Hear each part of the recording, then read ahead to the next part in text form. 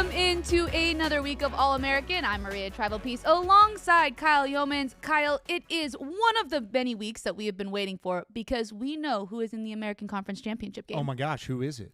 You don't know. It is. We're going to have to break the news right here. Let's do it. Army and Tulane. Are you surprised, excited? First thoughts? A little bit of everything. I am not surprised because these were two of the best teams in the American Conference all year long. Am I excited? Absolutely. This is a heavyweight bout, and I'm excited to not only preview this matchup over the next couple of weeks, but see how these teams lead into this game, because now they know they have clinched a spot, as you can very clearly see because of the social media graphics from the American Conference and, of course, the great social media team here with the league. But they've got games left to play and some really tough ones on the horizon. Army taking on Notre Dame this week. You've got Tulane taking on Memphis next week. I mean, there are some high-level competition on the horizon, on the schedule still between now and that title game. So even though they are in, there's still a lot left to prove for both of these programs. And for both of these programs as well, it's not only about the American Conference Championship game, right? That game is huge, but it's also about college football playoff implications. And No so doubt. These next couple of weeks become so important for these two teams who have been very good this entire season. And we're going to talk more about that matchup in a little bit more detail as we get closer to the game. But you bring up a really good point about some of these upcoming games for Army. They have, as you said, Notre Dame, but then they have UTSA, who has been playing some really good football. Tulane has Memphis, who, again, has been lurking, as we have said, this entire season. So those are games that those teams need to pay attention to before we even get to that conference championship game. Now, one thing I will say that we don't know about the conference championship game is who's hosting it. Absolutely, and here are some of the scenarios. If Army and Tulane both end up winning their final games, which will be tough for both teams because of what we just outlined, whichever team has the higher college football playoff ranking would host. If they both end up losing, then it goes to computer metrics after all the games of the final weekend of the college football regular season following the Thanksgiving holiday on Saturday, November 30th. If one team wins and the other one loses, then, of course, that's a moot point, and the team with the better conference record will ultimately end up hosting. So it could be in West Point, New York. It could be in New Orleans, Louisiana. Both phenomenal sites, both great venues to have the American title game in.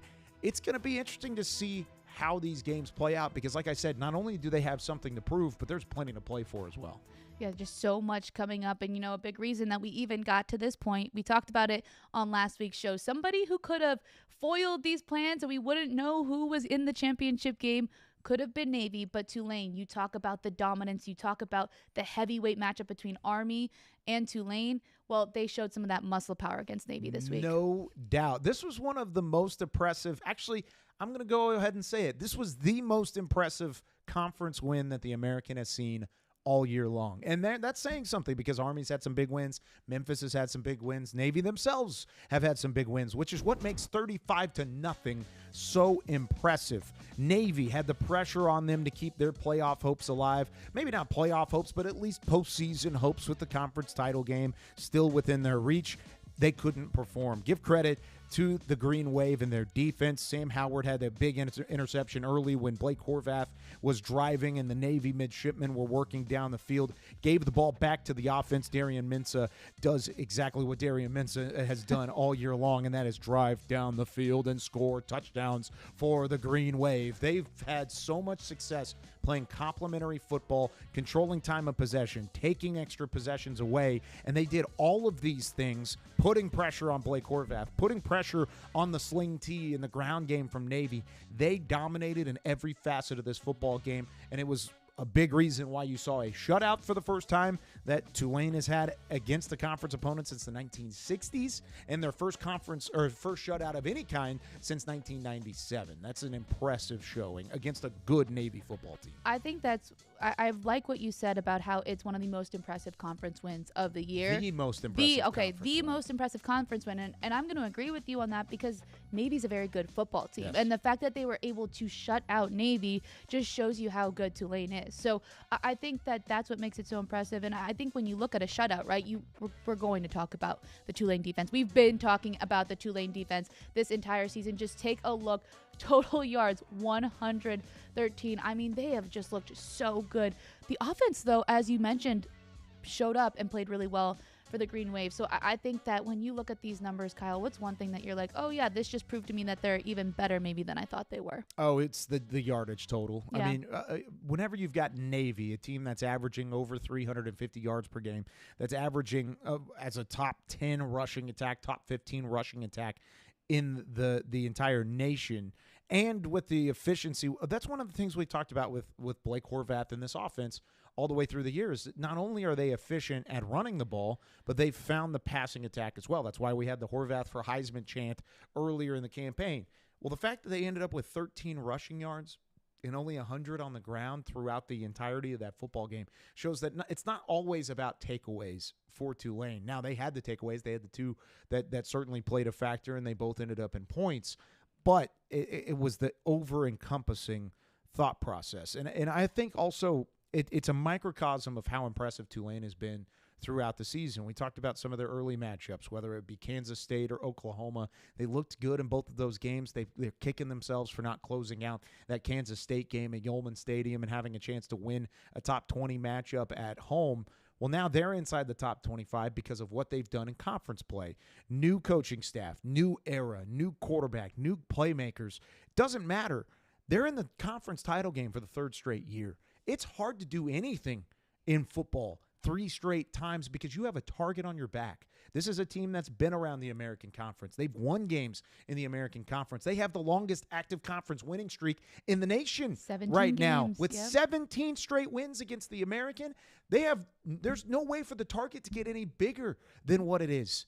However, they continue to reach and exceed expectations. That's what they did this week. They exceeded expectations. Give the credit to Coach Summerall. Give the credit to the entire coaching staff, the players for executing. This is a Tulane Green Wave that has no signs of stopping that rolling anytime soon. Yeah, and I think as the pressure elevates, they elevate with that pressure, and it almost seems as if they get better. Yeah. I think I saw a tweet, and it said something about how, people thought that it could be Army, Navy in the champ game, and people weren't talking about Tulane quite as much, and then they just pushed their way back in and were like, hey, remember us, we've been here for this is now the 3rd year in a row. And so I think one thing now to look at is they do have a week off, and then they have that regular season finale against Memphis. And so that's a game, as we already touched on a little bit, that can get a little hairy. Memphis has some really good weapons. Kyle, when you look at that game, what will it take for Tulane to close out the regular season with a victory? Well, they got to continue playing their brand of football, the dominant side of defense. You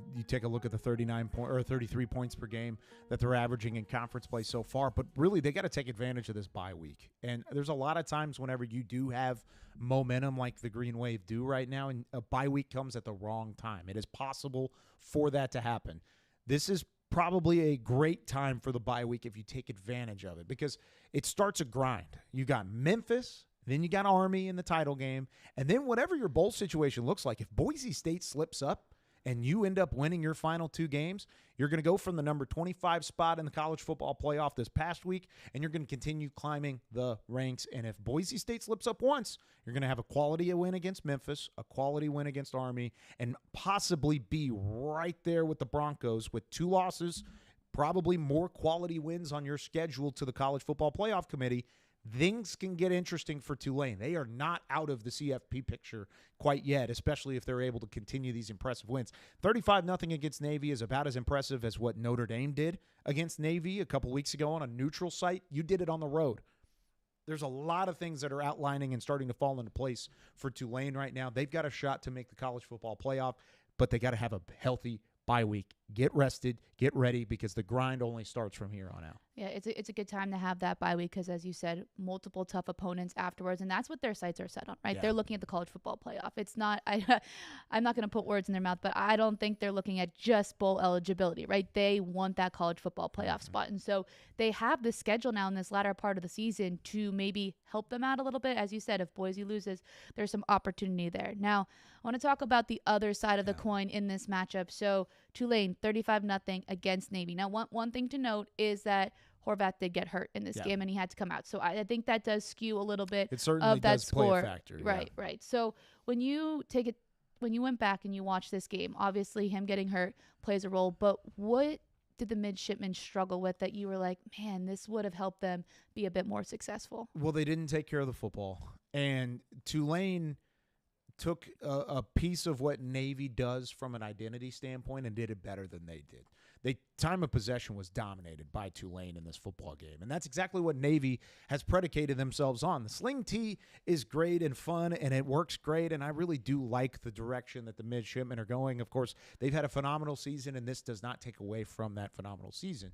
However, they were shut down on third down. They were 1 of 11 in late down scenarios. Because of that, they gave the ball right back to Tulane, and when they didn't have the late down scenario problems, they would give up the football. They had the 2 turnovers, which Navy has not been turning the football over up until that Notre Dame game, and then since then, it's kind of become a problem. So you got to take care of the football. You got to win the time of possession if you're Navy, because that's what the whole system is based around. They haven't done that recently, and that's why they've lost these last couple of games. Now, they'll also have a bye week coming up, and then they'll go into ECU. So I think when we're talking about timing of bye weeks, I think this is a great place for Navy, especially whatever happened with Horvath. If he got a little bit banged up, maybe he has this time to heal.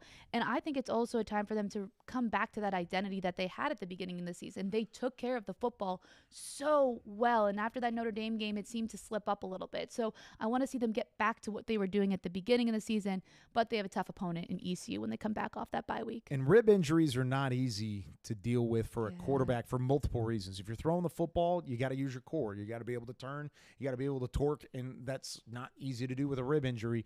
But also the way that Horvath plays football, and he plays downhill as a runner as well. He was their leading rusher still, even with the rib injury that he suffered in that ball game. If he's not fully healthy, it will severely limit this offense. We saw it there. So you need guys to step up. I'm looking at Alex Tezka as really their number one weapon outside of Horvath. If Horvath's not 100%, even if he does play, you're going to need guys like Tezka to step up and make some big-time plays for the midshipmen if they do hope to continue their season. They've lost 3 of their last 4. They've got a chance to still get to the win against East Carolina. They take on Army, and of course, if you beat Army, all is good. in Annapolis, Maryland, there's so many different ways. There's already some beef on Twitter. We're not going to talk about it yet. There's a little bit of pettiness already. It was uniform beef.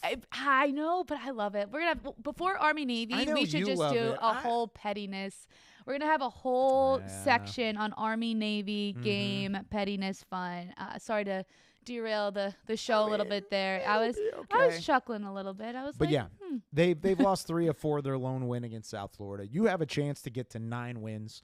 9-3 is a phenomenal season for Navy, and it's still very much so on the table moving forward.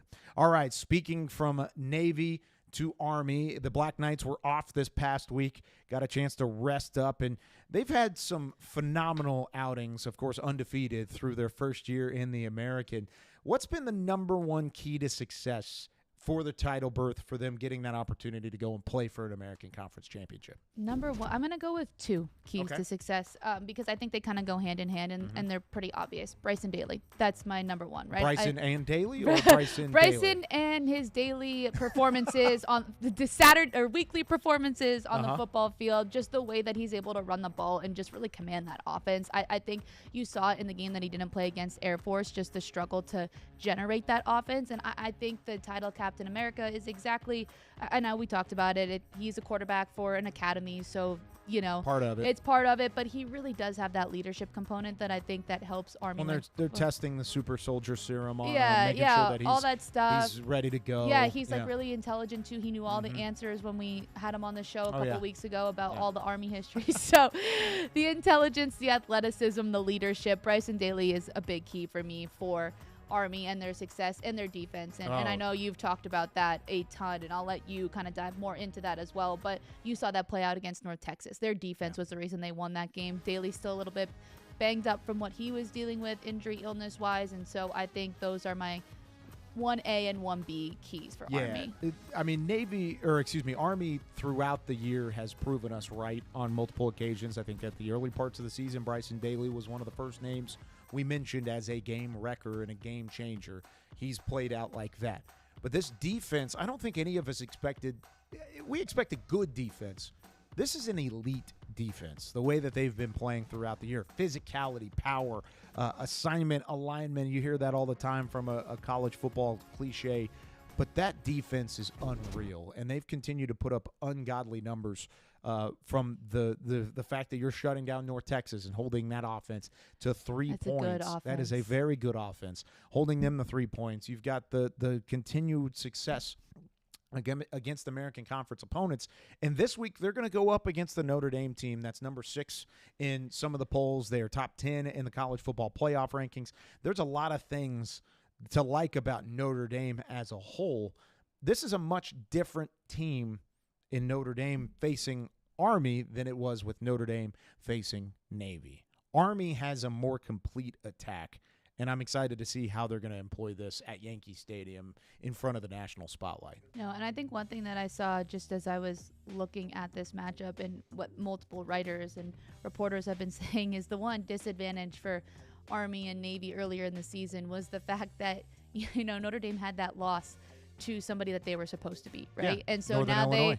they've now come out with such a vengeance. But I think to your point, Army is that more complete attack. And I think the biggest key, too, is that defense, because I know it's cliche, but if you can stay in the game and just give Bryson Daly an opportunity to score here or there, I think that's the way that Army can win this football game.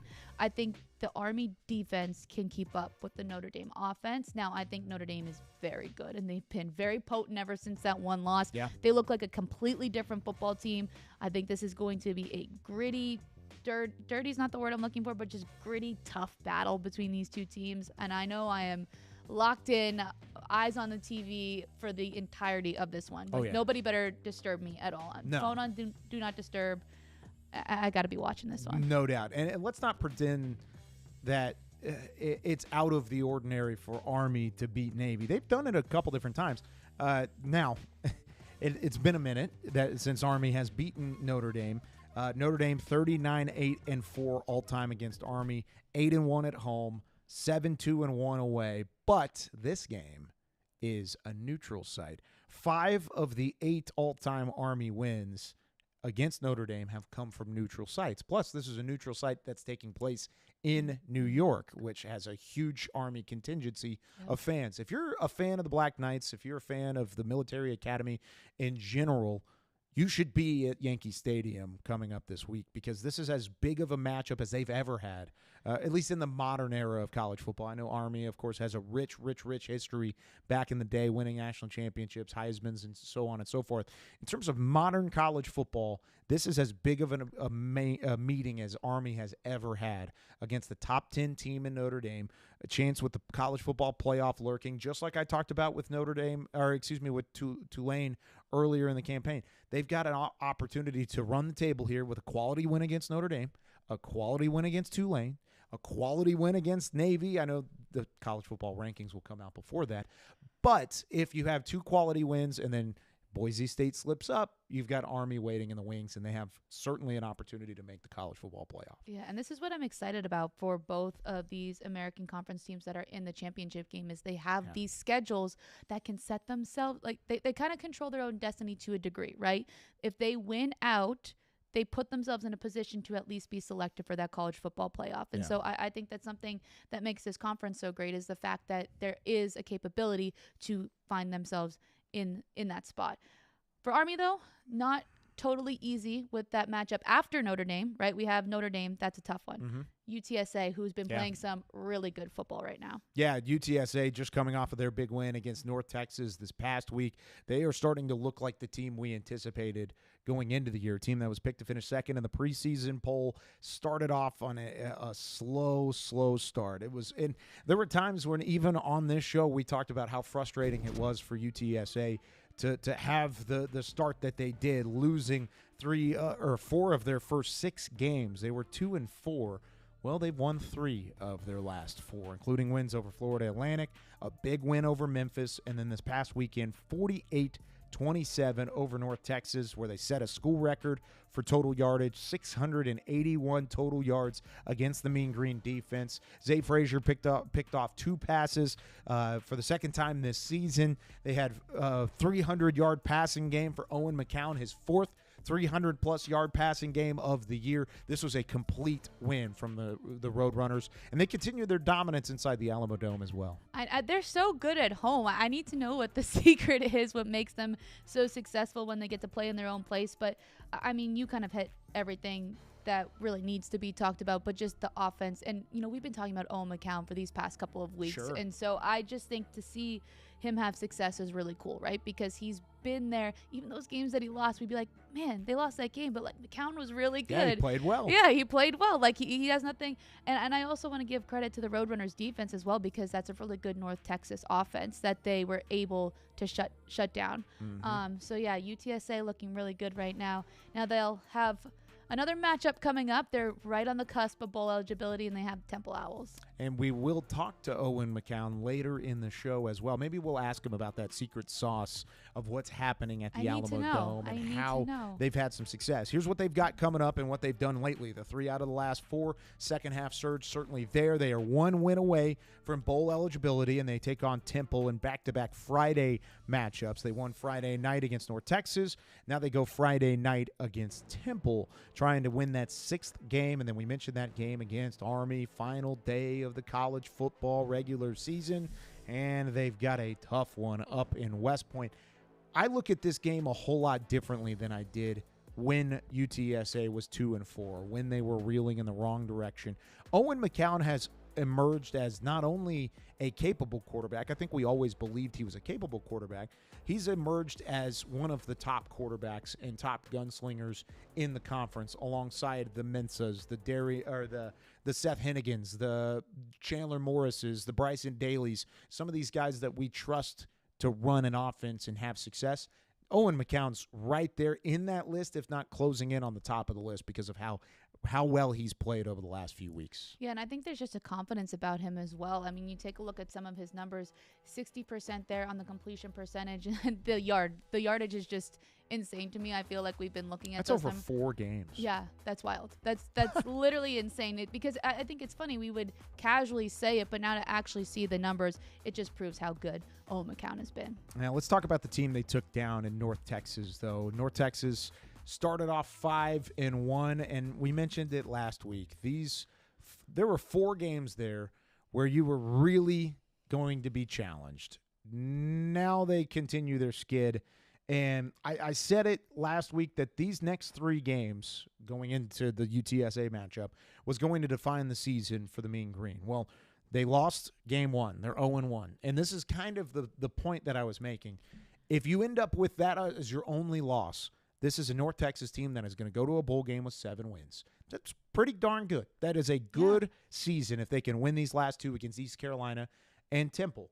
They've got to play some defense in order to do so. That's how you got to get there. Yeah, that was going to be my question to you. What do you see as the key? And I'll let you dive into that too. And I think one thing also that I've noticed within these last couple of games, when they played those top opponents, right? You have the Memphis and Tulane. The offense played how we've seen that North Texas offense play. Yeah. I feel like the last few matchups, it hasn't looked quite as good. Now, one thing is when your defense is getting beat up, right? Like how many points can you ask an offense to put up? So I'll defer to you on this. How do they get things turned back in the right direction? That's the thing. You got to play complementary football. You're going to hear me say that all the time because it's so true. Because your offense sets you up for your defense to have success by taking time off the clock, by putting drives together and putting points on the board ultimately. And North Texas has done that. Like you said, they put up 41 points against Florida Atlantic. They put up 44 points against Memphis, 37 against Tulane. They've put up points after points after points. Well, all of a sudden, we've seen this offense look human. We've seen them slow down a little bit. Teams are starting to find a way to stop DT Sheffield, to stop Chandler Morris, to guard Shane Porter. Shane Porter had a great game, by the way. He ran the football effectively. It was really as good as the ground game has been for North Texas over the last few weeks. But it's just different. And if you're going to win these next couple of games and get to 7 wins, which is very possible for North Texas, and it's a great year. Would it be the elite year if you would have taken down UTSA and gotten the 8 wins? Probably not. Would it be better than losing 2 out of your last 3 and only ending up with the 6 wins and squeaking into a bowl game, just brushing by the final end of the year and getting into a bowl game. It's a little bit better than that. So there's still a lot on the line for Eric Morris here over these last 2 weeks, but you got to start with the defense. Now, I do want to say they did make a defensive coordinator change. Matt Capone is out as defensive coordinator.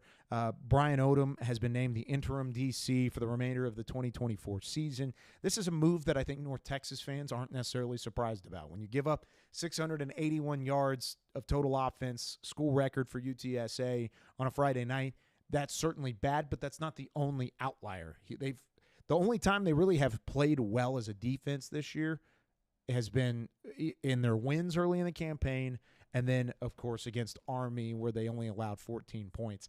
That seems like it was more of an exception and not the rule. They were a bottom 10 defense last year. They were the worst rushing attack defense in the country last year. They've got to be better on that side of the ball, and I think this was the first move to try and move in a different direction. And now this week they're going to be up against an offense that has been quite powerful. Yeah. Caton Hauser, the ECU Pirates. So as you look at that matchup, how does North Texas, stop that ECU offense, especially in a year where they've been struggling a little bit defensively? Yeah, and ECU can run the football too. I mean, we can talk about that matchup that they had against Tulsa as well. Overall, this is another game that has all the makings of being a shootout. You've got to score early and put ECU in a tough spot in order to have it happen. You fell behind big time, 14-0 against UTSA, went down and scored. What did you do after that? You gave up 10 more unanswered, and UTSA went up 24-7. So you can't allow for that and play from behind. You got to get up and work up early against ECU. Yeah, well, we'll see how that plays out and if you'll be right about it. There is one thing, though, that I don't like to admit often, and that's that you are right about things. What was that? I said it once. I'm not going to say it again. Why not? But because we're gonna play the clip. Okay, let's play it. Well, let's play the clip. Let's go to the tape. The 3-4 start is not ideal, but they've got teams like Temple, Florida Atlantic, and Tulsa coming up. This team very easily could be 6-4 in a year where, of course, they're coming off of a 2-10 record last year. So you look at the way that they started this year, they've already elapsed that win total from what they had last year because they have the 3 wins. You drop a tough one against a really good Army team. You dropped one against Charlotte. I think that one hurt the most probably was the fact that you got blown out by an in-state rival like the Charlotte 49ers. But you have winnable games on the horizon that you can get back to a bowl game like you were in 2022, like you were in 2021. So Kyle was right. I'm saying it a second time. Thank you. He said that ECU could very well be 6-4, and they are sitting at 6-4 right now. Right after that clip, they did everything that Kyle said. So I have to admit, you seem to know a little bit about this American Conference football thing, Kyle. You don't have me come into this studio to say wrong things. You're not wrong in that aspect as well. Yeah, I've been wrong before quite a bit actually, but yeah, this is one that I think going into that stretch, you saw it, and maybe that was the reason for the move. Maybe they had all the pieces. They had the firepower, the offense, playmakers on defense. They move on from Mike Houston. They give the reins to Blake Harrell, who has been there for 5 years. And maybe that was the turning point. Maybe these players saw an opportunity to turn their season around, and they took it. They took the wins against Temple, against Florida Atlantic, against Tulsa, and a chance to make a statement this week on the road against North Texas in the same right. Not only are you at 6-4 and you're going to go play in a bowl game, but like I said, you've got a 4-win turnaround from last year to this year, and you've got a chance to win your final 2 games. North Texas and Navy, both going to be tough matchups, but a way to make a statement and benchmark your program going into the offseason. And if you are able to do that, you've got 8 wins, which we just looked at that recent history from ECU. That is better than most of your recent history, and that's even before you go to a bowl game. Yeah, and I think that when you talk about Harrell as well, I think I like the way that he's brought energy to this team. I think the way that he approaches it, I was watching one of his press conferences, and he's just, I don't know how to explain it, but it's just like this, like gritty, like, I don't care how we figure out He's a ball coach. Yeah, like ball coach, exactly. Yeah. Like he just wants to win football games. Like he was so stoked about their win over Tulsa, which we'll talk a little bit about in just a minute. But he's just like, I don't really care how we figure out how to get in that W column, but we're going to do it. I don't care if it's messy. We're trying to be bowl eligible here. Let's do it. And they're on the path to be able to do that. Well, and that's exactly what they did on the road against Tulsa, midweek game. Chance, they were really the only real big game on television that night, so a ton of viewership between Tulsa and ECU. It wasn't pretty. You talk about gritty football, old ball coach, X's and O's. That's what it was. But even when the game was on the line late, even when there was a little back and forth, you see it here, 17-17, midway through the second half, you kind of still had that feeling, and I was sitting there watching this game. You had the feeling they were going to pull it out. You had a feeling that they had control of this game, and it starts on the ground. Caden Hauser has done a great job. He's playing well, not perfect. He had a couple of big turnovers that really allowed for Tulsa to stay within striking distance, but the ground game is the cornerstone of ECU now, which I did not see early in the season. They have some running backs. We knew that. We knew they had guys that they can run behind and have confidence with. But David Baker, as the offensive coordinator, has kind of shifted his mentality. They're not just airing it out with Jake Garcia anymore. They're running the football. They're having a balanced attack, and they're able to put up 234 rushing yards against this Tulsa defense. That is why they won the game, and that is why they're going to a bowl game. And so you have this ECU team that is starting to play some of their better football up against the North Texas team that's sliding a little bit. So we have that matchup. How do we see this all coming together? Is this where North Texas turns it around? And how does ECU continue to grind and be gritty through these games? I think North Texas is the better team. The better team going into it. And it's not that I think ECU can't win this game. They can absolutely win this game. And honestly, if we're talking about talent, yes, I think North Texas is the more talented team. I think ECU has done a better job of executing. And those at home might be like, that's a cop-out answer, Kyle.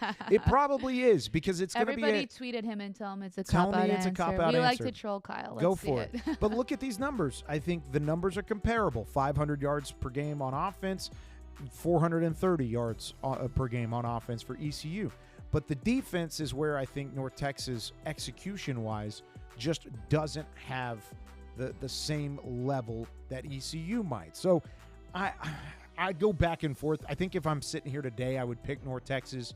We'll see what I do on the Saturday pick'ems coming up this week. But this is a big matchup for both teams. ECU, like I said, trying to benchmark where their program is, continue this 3-game win streak underneath Blake Harrell, continue winning football games. Whereas North Texas, you're trying to get off the schneid, trying to break the 4-game skid, get back to a bowl game, and make sure that you have everything at your disposal going into that final week of the regular season against Temple. So really, really fun matchup.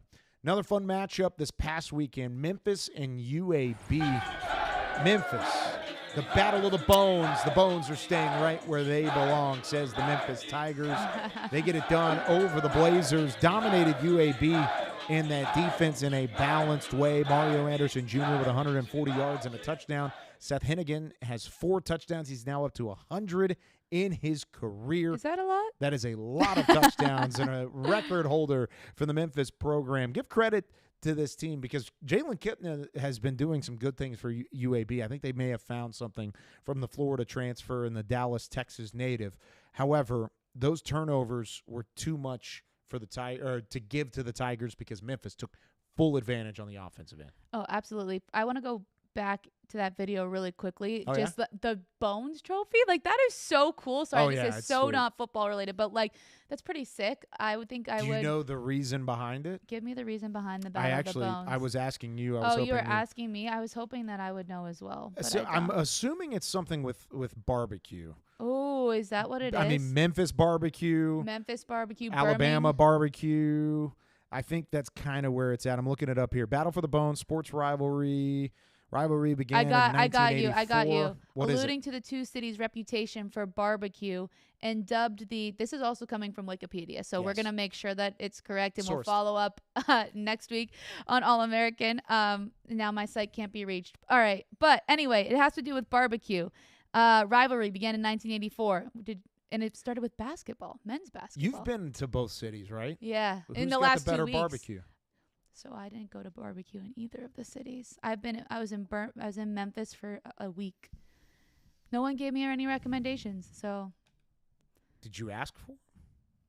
no one gave me any recommendations right. in Memphis or Birmingham. But anyway, there's a football game played there that Memphis won. And as you said, Kyle, a big reason for that was the offense and just generating off those turnovers from UAB. Also, Seth Hennigan, very good at football, 100 touchdown passes.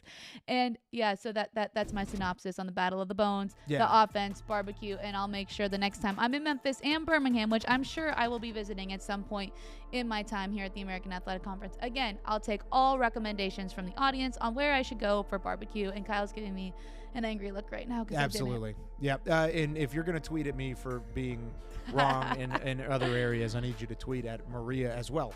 Speaking of barbecue, I mean, Seth Hennigan was cooking on offense. He was smoking hot on offense because he continues to stay steady. It doesn't matter what happens in the week before, what happens in the drive before. It's part of why Memphis has had so much success when he's been their quarterback, because he never gets too high, never gets too low. Of course, he comes from a coaching background. His dad, a world-renowned high school coach in the Dallas, Texas area at Denton Ryan High School.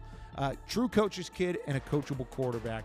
And you can see why this team continues to win games. 8-2. And this is a team, of course, that had every intention on being in the college football playoff.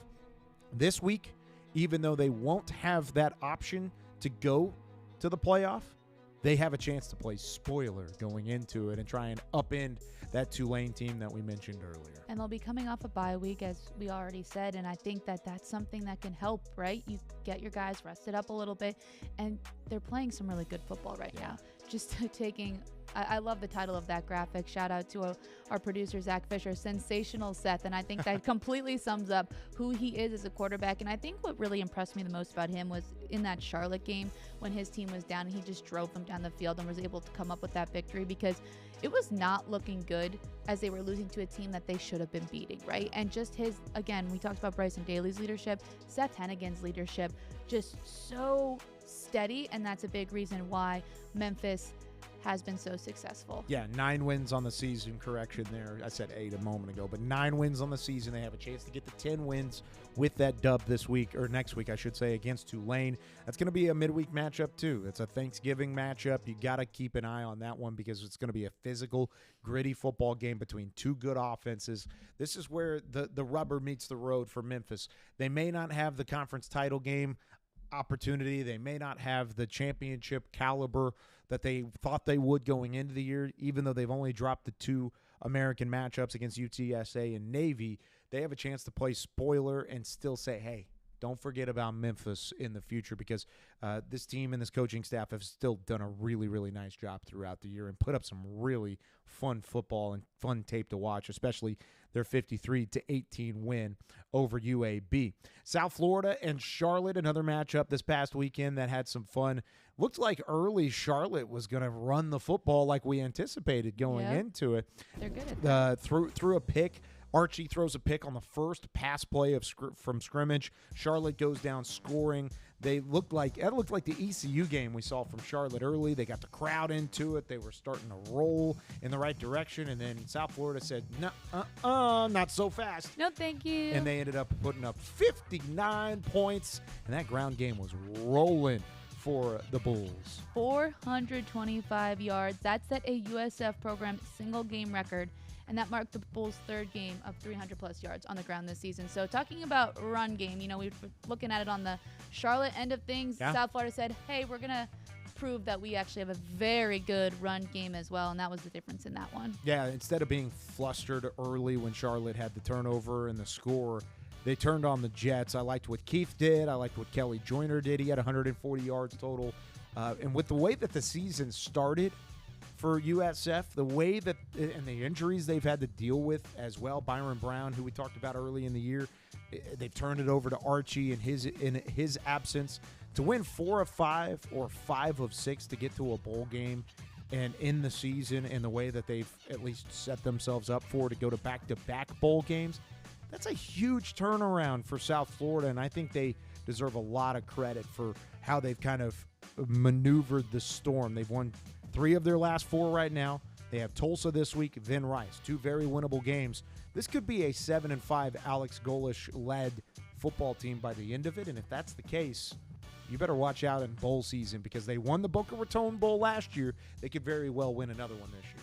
Yeah, and you hit the nail on the head there. It's just the way that they've adapted, right? When you lose your quarterback, it's tough, right? And I think the fact that like Bryce Archie has stepped in and just figured out what works for him, right? He had, I think it was 72 yards rushing in that game the other day, and just figuring out ways to set his teammates up for success. And so 1 win away from a bowl game. South Florida still doing things in the Bay. They have to get by Tulsa though first. Yeah, Tulsa's going to put up a fight.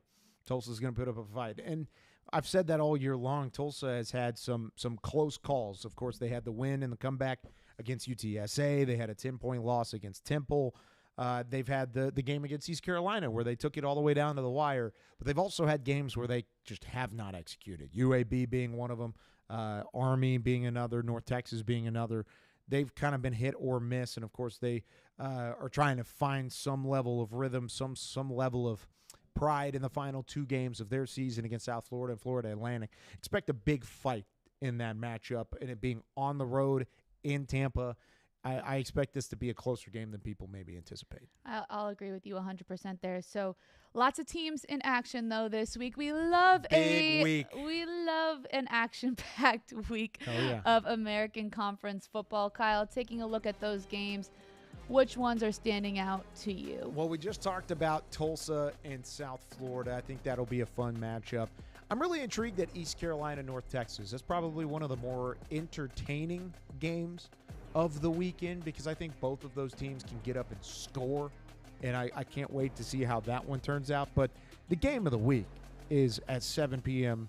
Eastern Time at Yankee Stadium in the Bronx. Army, Notre Dame, 2 top 25 teams, both teams with college football playoff implications on the line. It's basically a college football playoff stay-alive game.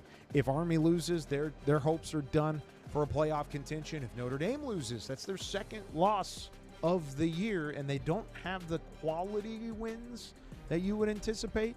So I would say Notre Dame's playoff contention would be on the line if they fall in this Week 13 matchup. But Week 13 is loaded all the way through. Those are my games I'm looking forward to. I'd have to agree with you on those. I'm really agreeing with you a lot today. It's unfortunate. It is unfortunate. I said you were right. I'm agreeing with you. I will say, looking at that Army Notre Dame game as well, and I can give you food recommendations in the Bronx, everywhere. Okay. I'm a Fordham alum. What do you do? You got to go to Arthur Avenue in the Bronx, and there's an entire street of just Italian restaurants, like the most authentic Italian food you'll ever have. 10-minute subway ride from Yankee Stadium. So anyone going to that game, hit up Arthur Avenue, right by my alma mater, Fordham University. You know what else is a great food city? San Antonio. San Antonio is a great food city, and we've got one of the stars of San Antonio joining us now here on All-American. Donnell goes wide. Here's the blitz.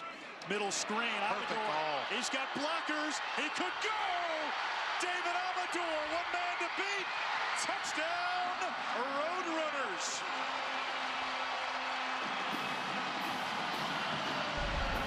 51 yards to the house off of the throw from Owen McCown. 29 of 43 passing, almost 400 yards, 2 passing touchdowns. And he joins us now here on All-American. Owen, thanks so much for taking some time with us and taking an opportunity to talk about this big-time win over in-state rival North Texas. You put up 48 points. You break a school record for total yardage. Talk about what went right for you guys at the Alamo Dome on Friday. Yeah, I just think it was execution, all across the board. It starts with, limiting turnovers and limiting, pre-snap penalties. And I think we did that really well. I mean, obviously, like you said, the breaking the yardage record, that comes with, executing our plays, and that's our standard. Now, we've talked about multiple times on this podcast recently is your production and the yardage. It's always better whenever you can pair the yardage, of course, with finishing drives, which you guys were able to do, but also with wins against in-state rivals because of a number of different reasons, but mostly is to keep your season and your hunt for bowl eligibility alive. I mean, how big of a win was that for you guys to take down the Mean Green? Yeah, it was huge. We knew, coming in, they actually have a really good offense statistically. So we knew, obviously we believe in our defense and they played a heck of a game. Obviously, coming into it, we thought, like I said, we had to execute really well. So I thought we did. Obviously, I threw the one interception and then the defense actually held North Texas to 0 points on that drive. So it was a team game and that really showed they played their butts off. And I think you brought it up there in the fact that this is a North Texas offense that is used to putting up some points. You had the complimentary game, though. The defense played well. You guys kept pace, and you didn't really allow for that moment to happen for North Texas to find a rhythm offensively. What was the thought process going into the game surrounding the game plan and how you guys were able to execute? Yeah, it was, like I said, being ready to answer the bell. If they score, being ready to, go back and execute. I think it happened a little bit actually in previous week with Memphis. They came out the gate executing well on offense and we matched them right back. So kind of that same mentality heading into North Texas.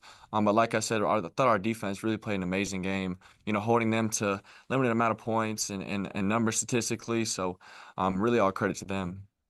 You mentioned that defense, but you also had some help on offense as well. Robert Henry Jr. was incredible. Can you talk to me a little bit about what made him so good and how he helped you guys come away with that victory? Yeah, I think, really all week, a cornerstone of our program is being able to run the football. And I don't think, we've done that to our level, our standard this year. So it's just been really preached upon every practice is, being able to get that run game going. And we finally did this game. And obviously, it opens up the pass game and everything else. So really getting the run game going, I thought, really opened up everything else for our offense. One thing that has really stood out about your team is your ability to win games at home. So what is that atmosphere like, and what makes you guys just love being in your home stadium? Yeah, I don't know. That's a pretty common question asked, to really all of us. But I don't know what that one thing is. We just come out with a lot of energy, led by a great group of seniors, and obviously we execute really well. So I'm not sure what that one thing is, but hopefully we keep it going. I want to take a broad look at this season, Owen, because truth be the matter, early in the year, you guys weren't executing the way that you anticipated. You came in with high expectations. I'm sure you guys had the highest of expectations for the program. What's it been like the last few weeks? You've won 3 out of your last 4. You've played well throughout. Getting back on track is not I feel like that's an understatement. You guys are playing at the level you anticipated. How nice is it to get back to that brand of football that UTSA has been used to?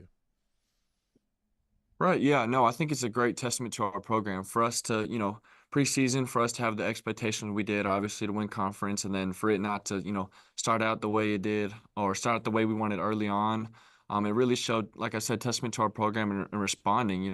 We didn't blink one bit when we lost some heartbreaking games, Rice, Tulsa.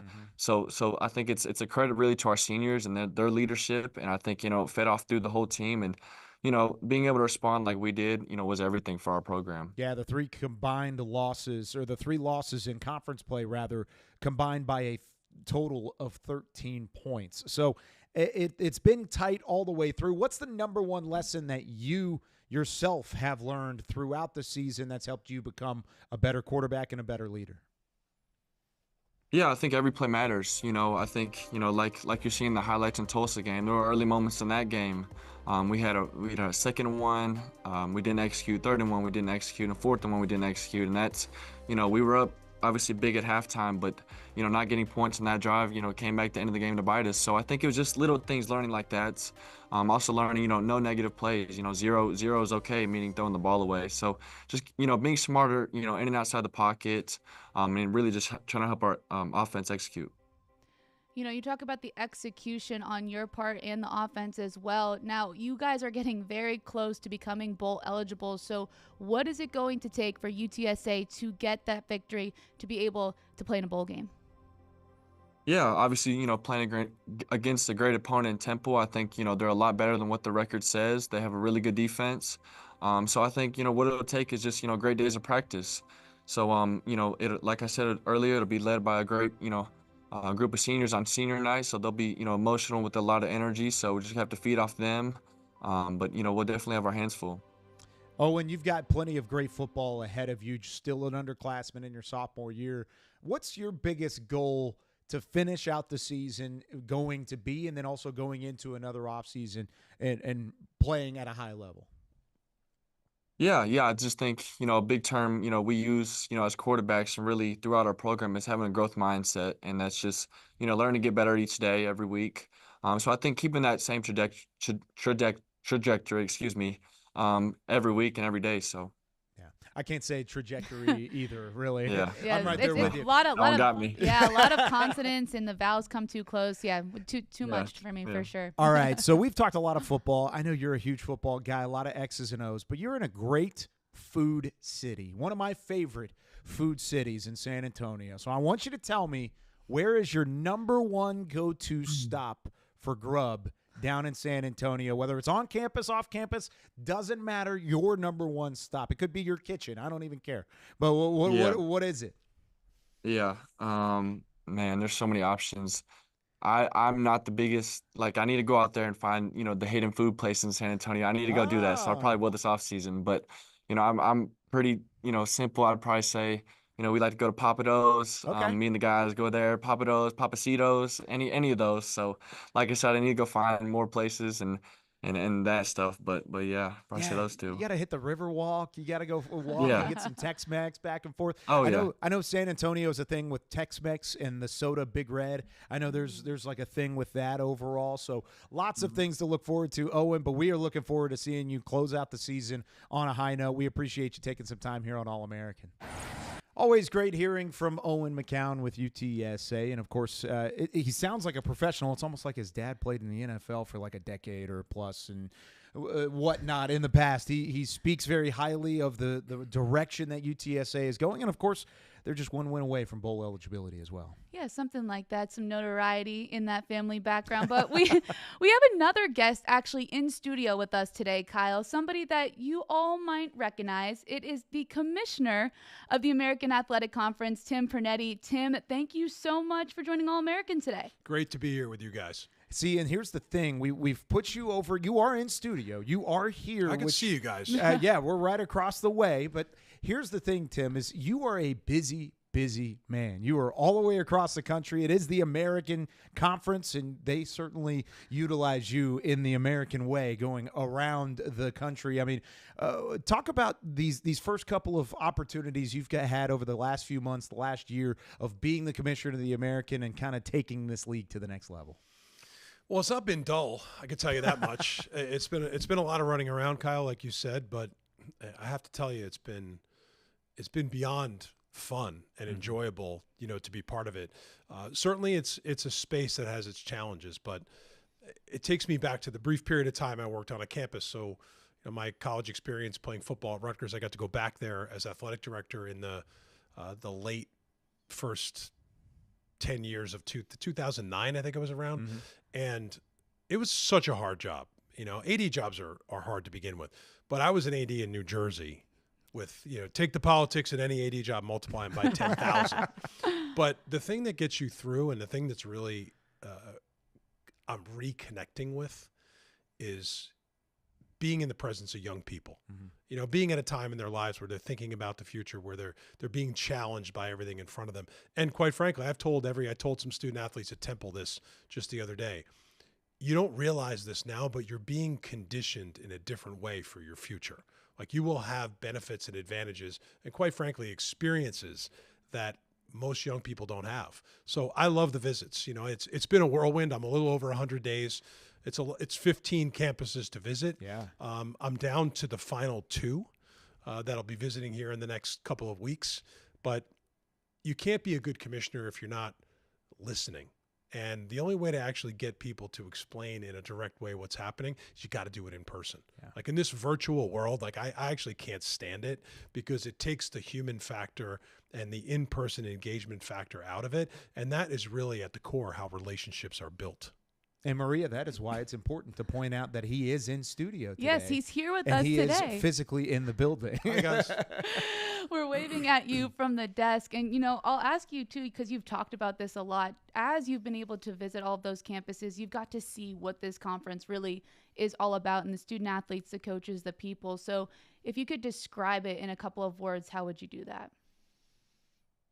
Gritty would be one.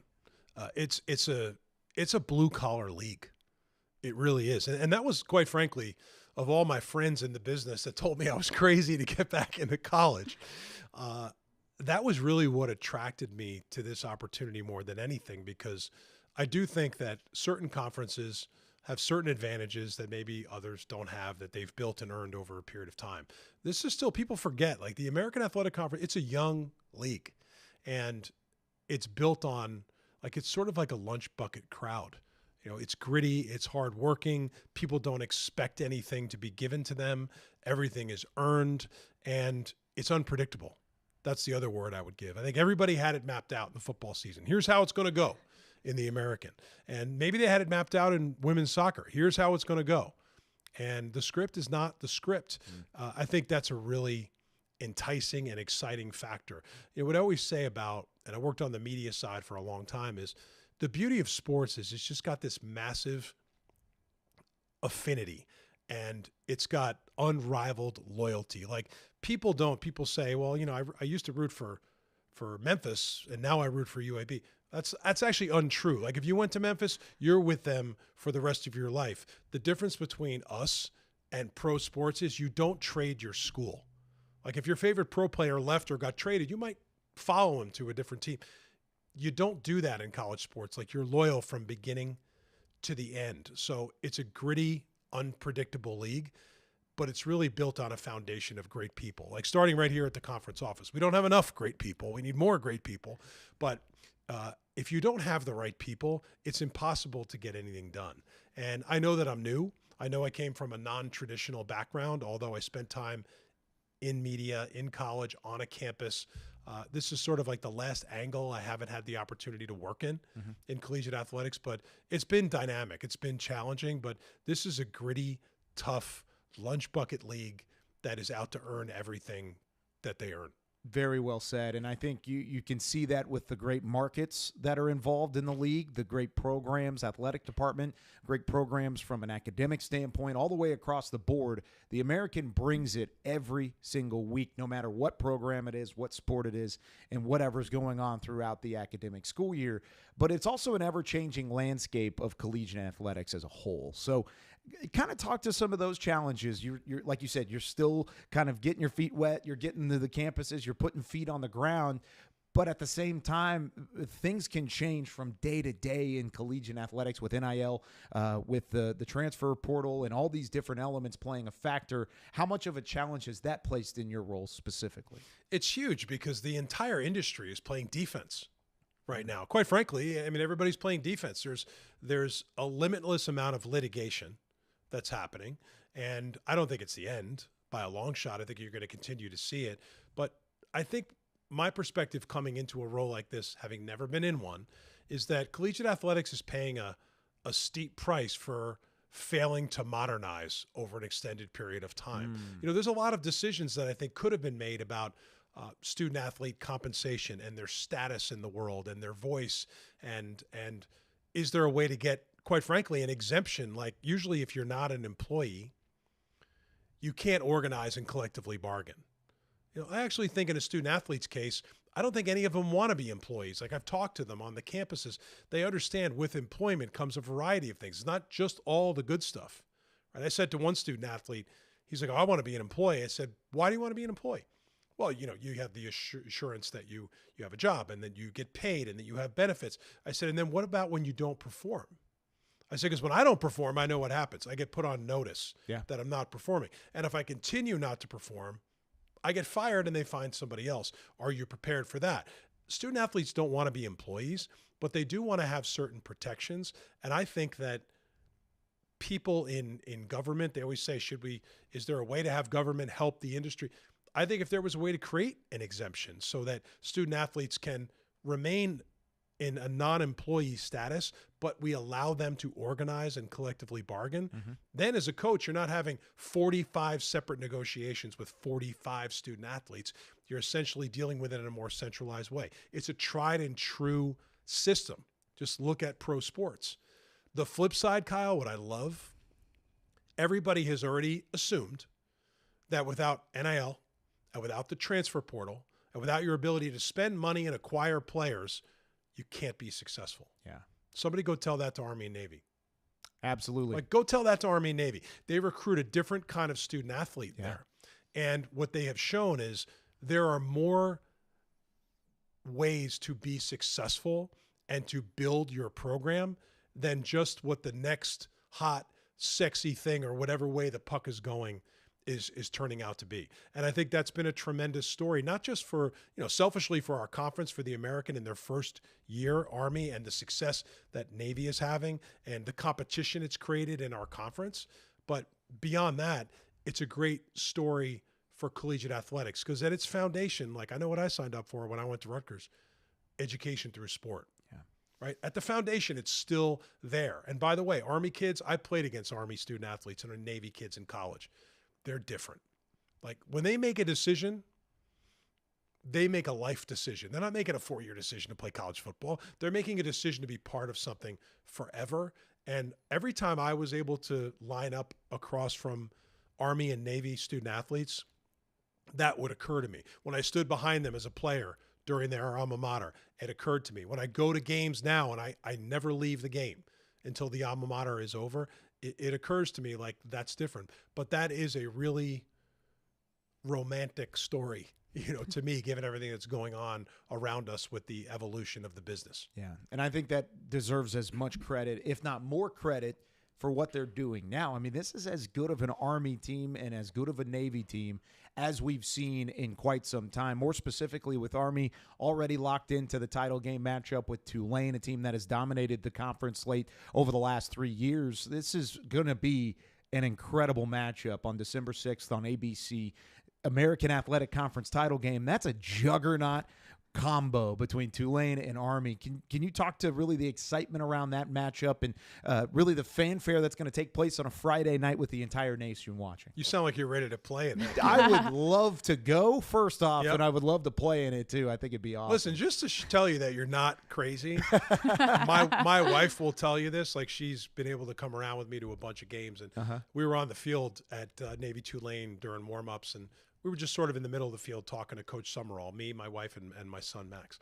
And, and then I'm just kind of looking around, and she's looking at me, shaking her head because she's like, yeah, I know what you're thinking right now, that you got one more series left in you, but you don't have it.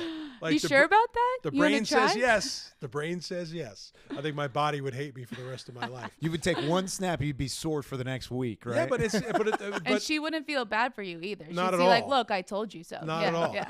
But it is what's great about having a collegiate athletics experience because every football student athlete and everybody that was on my team, like you dreaded training camp.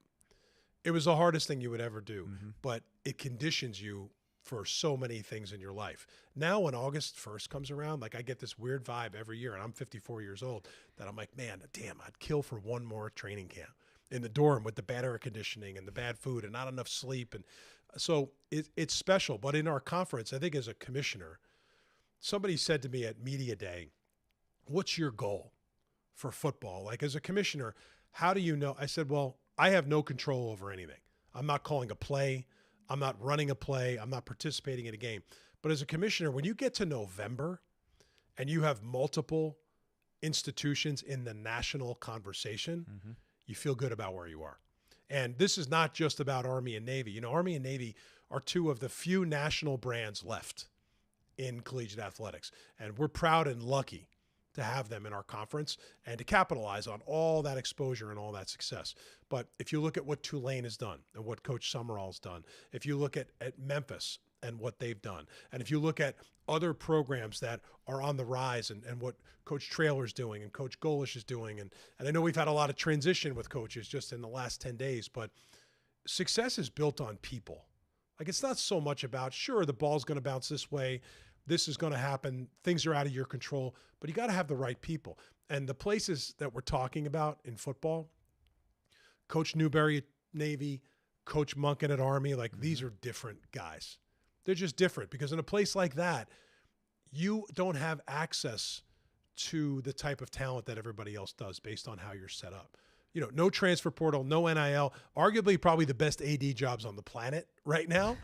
But what John Summerall's done to continue the growth and the success they're having at Tulane, what Ryan Silverfield's doing at Memphis in a challenging environment, what Traylor and Golish and all these other coaches are building in our conference. I don't think anybody realizes how hard this thing is, but we're excited to be in the national conversation. 3 institutions in the coaches poll, 2 in the CFP rankings, and then we'll see how this week plays out.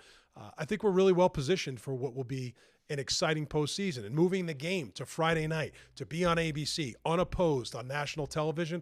Like, we're going to have the audience and have the stage, and I think the 2 teams, Tulane and Army, are going to put on a hell of a show. Yeah, I'm certainly excited for that matchup. And I think you just talked a lot about the people, not only in football, but across this entire conference. I want to touch one more question on football before we go to some of those other sports as well. But that game on a Friday night, Tulane and Army, what is your cry to the people? Why should they tune in? I think it's going to be a single moment, an illustration of all those characteristics of this conference. The grit. Like, you won't meet 2 more down-to-earth individuals. And remember, coaches these days have become like massive public figures. Some see themselves as like CEO types. They're in their own endorsement deals. They're in large contracts, and they're getting paid premiums. But sometimes I think the visibility and the success of that can get you distracted from maybe who you really are. You will not meet 2 more grounded individuals focused on the right things that are great leaders than John Summerall and Jeff Monken. You just won't. And I've spent time with both of them. They're a microcosm of the type of coaching talent that we have in this conference. So why should people tune in? Why should people actually be there physically? It's going to be a great showcase of what has been just a 14-week knuckle fight in this league. And that's what really we love about it, which is you don't know what's going to happen. It's unpredictable, but everybody on each side of the ball is scratching and fighting to try to get the result they're going to get. You'll see a Tulane team that is different in how they run their program and their system and their talent and how they run their offense, what they do on defense. And then Army, who does it different than anybody else. Like, it's going to be a great example of 2 totally opposite systems coming head to head to see who's going to take home the hardware. I love how you put that, because it is a rock fight. And these are 2 teams that haven't seen each other yet, by the way, which it's not a rematch like you'll see in some of the other conferences around the league. But I'm also interested because they're 2 of the more physical teams we've seen all year long. We said that in week 1, and that's continued all the way up through now week 12 going into week 13. Now, before we let you go, I want to talk about some of these other sports as well. Basketball already getting started. We've got to see some of these other championships now in the books for 2024, moving into the winter and the spring sports of 2025. There's a lot of excitement off of the gridiron. What are you looking forward to the most as we get into those other sports? Handing out trophies. Oh, yeah. Really, Yes. it's one of the most – I've only been in this job 5.5 months. But when I was getting interviewed, one of the things I felt like was really important to the presidents and the membership, and I knew a lot of the ADs in the league just from my travels through the business, was being present, commissioner being present. And I know what that means. And I don't need to be accommodated to or catered. Like, I'm really low maintenance. And when I come to town, people are like, what do you need? I'm like, I don't need anything. Just tell me where to be and when, and I'll be there. But a good example was I got the job in April. I didn't start until June. And in May, I flew to Vanderbilt and went to the Women's Lacrosse Championship to hand out the trophy. And what I learned from being there was it was actually meaningful to coaches. It was meaningful to kids. A lot of parents that I saw in the airport that night on the way home stopped me to thank me for coming, including some on the losing side. But what I know from student athletes in all of our sports is they're not thinking about where their sport falls in the hierarchy. Like, they chose a school in our conference because they're sure they're going to have the best experience they can have at that school. And I want championships to feel like championships. And certainly you're going to see every commissioner in FBS handing off a football trophy in the next couple of weeks. I don't think you see a lot of them at Olympic sports championships. And I did lacrosse. I was out at women's soccer a couple of weeks ago, which was an incredible tournament with an incredible story in East Carolina, who turned an upset everybody didn't think was possible. And it was special to be able to recognize the young ladies on both Memphis and ECU and hand out that trophy and see the excitement. Like, what I know for sure is ECU women's soccer program wasn't spending a whole lot of time that day thinking about where they fall in the hierarchy. They were thinking about winning a championship and taking home the trophy. I mean, they even asked if we could cut down the bracket banner so they could drape themselves in it when they got on the plane to go home. And I was like, I remember saying, who's got clippers? We get John Gilbert and the AD and I actually cut the thing down for them. But we have thousands of talented student athletes, and it's not any less of a knuckle fight in women's soccer than it is in basketball, than it is in lacrosse, baseball. I mean, you name it, everybody is going to battle. But what I like about it is you're always going to have that competition spirit. It's going to rise up. You're going to have challenges on the field. But I've been out to events and I see high-level competition and people treating each other with respect. At the end of the day, I tell kids all the time, they say, you know, what can we do for the conference? I say, work hard, fight hard, handle yourself with class, and treat your opponent with respect. Because at the end of the day, every action you take is a reflection on who we are as a group. The thing the industry is lacking today, guys, is unity. It really is. And if you look back 2 months ago when all this expansion stuff was going on and our conference maintained the integrity of the unity that we have, it really said something about who we are. And I hate to sound like an old man, but like for me as the commissioner, I almost felt like a proud dad. You know, when I saw that joint statement go out, I was like, damn, like we're different. We have something special here. We cemented our spot in a tier that I don't think anybody else is living in with us right now. We're not going to keep that forever, but the unity really inspired everyone in this conference to accelerate every opportunity we have, whether it's commercial competition or whatever it is. We're going to swing pretty big at some stuff that will get people's heads to turn. But it starts with having unity, and I think we have it at a time where it's unstable. Yeah. Tim, just from an outsider's perspective, a media standpoint, this conference is lucky to have somebody like you helping run and help lead those people. You talked about how success is built on people.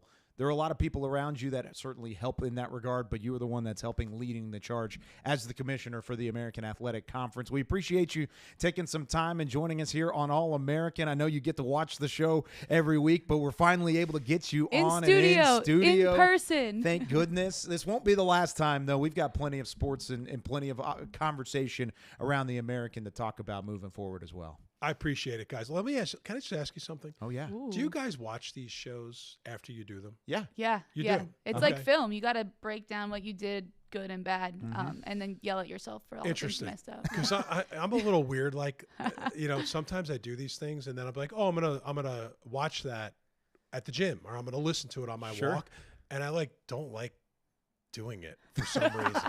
But you know, it's also not my profession. It's your guys' profession. So I get the whole, you got to look at it like it's film, but I'm assuming with all the experts we have at the conference that this is going to look really sharp when it's produced. Oh, super sharp. Yeah. Yeah. Unbelievable. We got you covered. Don't worry about Zach it. Fisher needs a raise, just so you know. And Sounds Chris good. Gray, I know he's just hired, but He he just needs started. a raise. You're asking me for a raise already? Slow down for a second. Sorry, guys. Like I said, outside standpoint. Tim, thanks so much. We'll talk to you soon. I appreciate it, guys. Thank you. Commissioner Tim Pernetti, he's great, isn't he? Oh, awesome stuff. And of course, as he's walking out of the studio, I love hearing his element of it, because he did say it there. He's touched a little bit of everything in terms of collegiate athletics. He's been on the media side. He's been on the coaching side. He's been on the playing side. He's been on the admin side, and now he's the commissioner of a conference. And I meant what I said. This is a conference and a league that is lucky to have him as a leader. And it's something that I think is going to continue pushing them into the future in the right way, the American way, if you want to call it that, for Tim Pernetti. But he's the right man for the job, and I loved hearing his insight there. Well, I think even as a former student athlete, it's somebody that experienced what you experienced, right? Absolutely. So when you have somebody in charge like that, it's awesome, because you're like, oh, they know how I feel. They have a different perspective and voice bringing it to the conference. And so I think that's something that's, as you said, a really good leader for the American. And again, talking about all of the different sports across the American Athletic Conference, not just football. We have basketball, softball. That's one he didn't mention. I was going to call him out about that. You know, it's a little Next time. But anyway, all of the sports in the American Athletic Conference. And we have a couple of those sports featured this week on Top plays. Let's get to it. Let's get to it. We have basketball. Basketball season is back, Kyle. I love me some basketball, especially this one. We have Wichita State. Wait for it. Time is running down. Pull up from half court. At the buzzer. Oh, my goodness. That was Taylor Jamison. That's some Steph Curry range right there. Steph Curry wishes he had that range. What are you talking about? That was Caitlin Clark range. Sorry. Exactly. There you go. There you go. Wichita State, I mean, welcome back to collegiate basketball season. Hoops is back. That is a hoop from half court. I love it. Dorothy, you're not in Kansas anymore. You're in Wichita getting the half court shot. I love it. So we can only talk about the whole encompassing of sports, of course, when you've got a guy like Sam Howard playing the way that he's been on the Tulane side of things. This defense has been nasty this season, and he has the interception against Blake Horvath and the Navy midshipmen. This was early in the game. Navy was driving into enemy territory, tied at 0, tipped around, got a little help, and Howard helped secure the rock. That helped the opening scoring drive for Tulane. They go down, put points on the board, and they didn't stop from there. 35-0, they blank the midshipmen. First shutout for Tulane against a conference opponent in 60-plus years. I think that started to turn that game around a little bit, too, which we talked about earlier in the show. But, you know, if we're giving love to some defense, I think we have to give some love to the offense as well. So let's take a look at this play right here, Kyle. Cooper Laga looking for somebody. Oh, he finds his teammate Joseph Williams. Oh, my goodness. How about the elevation on that jump right there? Well, and Williams was named honorable mention Offensive Player of the Week in the American Conference for a reason. He goes off in this game. Unfortunately, Tulsa ends up on the losing side of it, but I really loved Williams. We've been talking about some of these receivers, Benjamin for Tulsa, Laga as the quarterback throwing the football to these guys. Joseph Williams doesn't get enough credit for what he's been doing with the Golden Hurricane. He's a legitimate target, and he showed it there. Going up over the top, says, give me them cookies at the top of the cookie jar, getting it on the sideline, and then he takes it to the house. I mean, if there were cookies at the top of the cookie jar, I would have jumped that high as well. I probably would have. Yeah. And if there's brownies in there, too, definitely would have taken some of those as well. I'm more of a cookie guy, but those are cookies for Joseph Williams. All right, moving back to the soccer pitch. It's only best that we talk about some championship love. Tim Pernetti was talking about this earlier. Charlotte, golden goal against FIU. Charlotte gets it done in overtime. The 49ers keep on digging. Moving on in the, of course, overarching postseason of the soccer championships. This one, phenomenal. Goal is good, and it is golden at the same time. It's only right. Gold, 49ers, golden goal. Digging for gold, digging for the golden goal. That was Brigham Pickaxe, Larson. All the puns today, right? Absolutely. There's nothing punny now about our number one play because this is just completely self-explanatory. Let's watch this one. The Jordan Riley slam jam, whatever you want to call it, Kyle. Anyway, it was insane. Watch it again from a million different angles. Oh, my gosh. I love this. Coach Schwartz, of course, I've gotten to know him over the last couple of years. He is a X's and O's, not a very emotional on the sideline sort of guy. He's very straightforward, very focused. Even he had a reaction to the slam from Jordan Riley. That is a nasty dunk and nasty stuff from the Pirates. I love it. Oh my goodness. Oh my goodness has been my go-to because I keep rewatching this back. There's just so much emotion in this play. It made SportsCenter top plays well deserving as well. It's one of the ones where you're sitting back and you're watching it, and everybody, doesn't matter where you're sitting in your chair. If you're up here on the chair and you're kind of sitting here and you sit back and you take. See, I jump up. moment. I'm more of like I'm not gonna jump up, but you're going back. Yeah, I'm using the wingspan.